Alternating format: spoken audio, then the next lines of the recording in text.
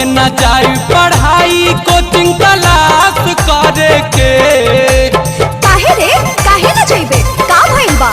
पढ़े न जाई पढ़ाई कोचिंग क्लास करे के। माई रे चुम्मा मांगे मास्टरवा मैट्रिक पास करे के।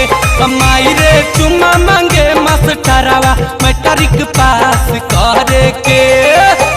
पढ़े न जाई पढ़ाई कोचिंग क्लास करे के।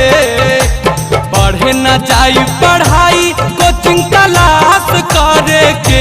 माई रे चुम्मा मांगे मास्टरवा मैट्रिक पास करे के। माई रे चुम्मा